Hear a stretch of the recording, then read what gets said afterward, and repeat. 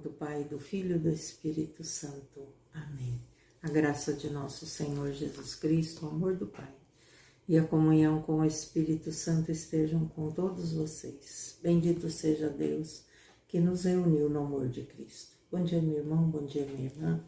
Hoje, 11 de junho, sábado, nós fazemos memória a São Barnabé, aquele que foi dito, né, por Lucas, evangelista Lucas, como um homem bom, cheio do Espírito Santo e de fé.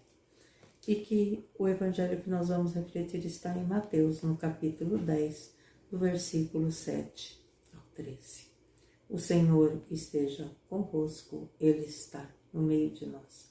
Proclamação do evangelho de nosso Senhor Jesus Cristo, segundo Mateus.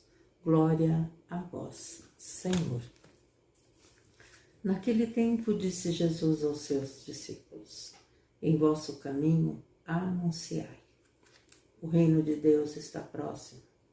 Curai os doentes, ressuscitai os mortos, purificai os leprosos, expulsai os demônios. De graça recebestes, de graça deveis dar. Não leveis ouro, nem prata, nem dinheiro nos vossos cintos, nem sacola para o caminho, nem 2 túnicas, nem sandálias, nem bastão, porque o operário tem direito ao seu sustento. Em qualquer cidade ou povoado onde entrardes, informai-vos para saber quem ali seja digno. Hospede-se com eles até a vossa partida. Ao entrardes numa casa, saudai-a.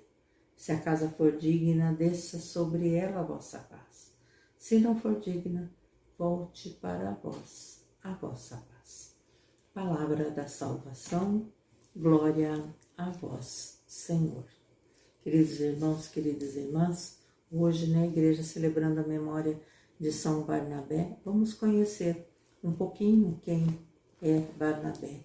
Barnabé, o seu nome José Barnabé, a quem os apóstolos, os discípulos, chamam só de Barnabé, que significa filha da consolação.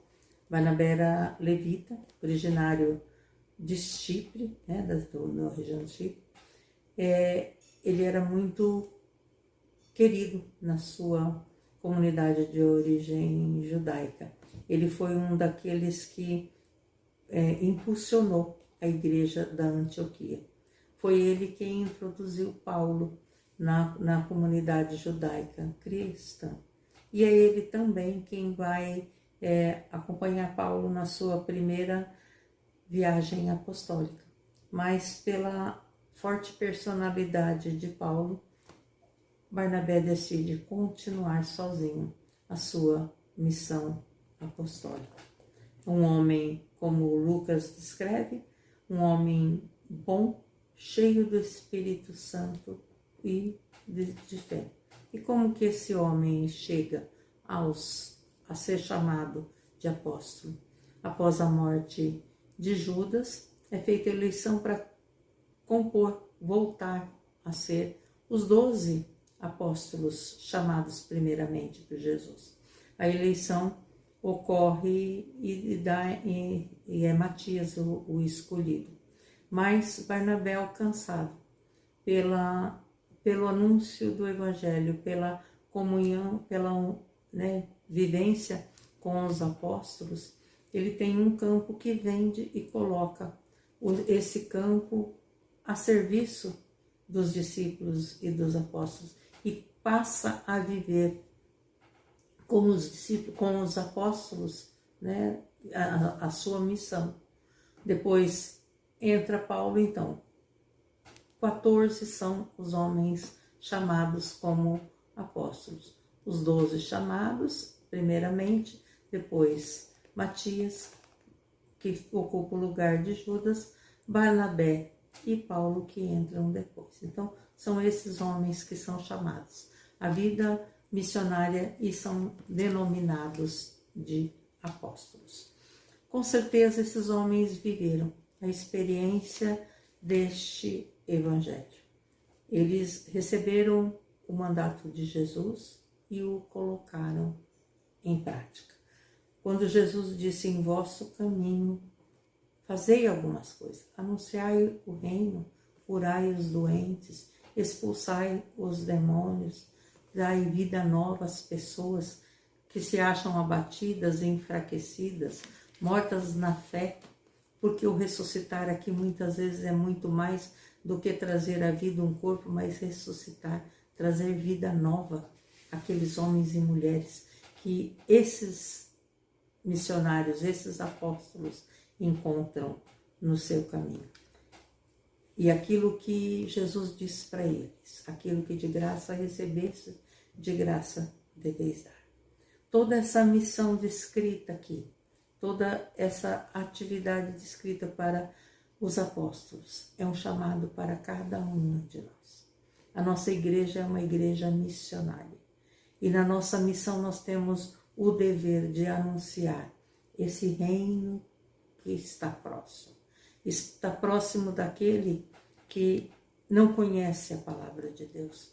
Está próximo daquele que nunca teve a graça de assimilar a verdade de um Deus amoroso e misericordioso que cuida, que ama, que guarda, que protege e que, para que não se perdesse, deu a vida do seu Filho em resgate de cada um de nós.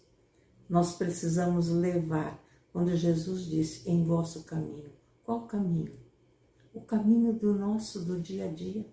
Todos os dias da nossa vida, nós precisamos anunciar com palavras e atitudes que nós temos um Deus vivo e verdadeiro, que nós temos Jesus que deu a sua vida pela nossa salvação, que morreu, mas que ressuscitou e está vivo em nosso meio, e que a sua palavra é caminho, verdade e vida, e caminho e verdade e vida para nos levar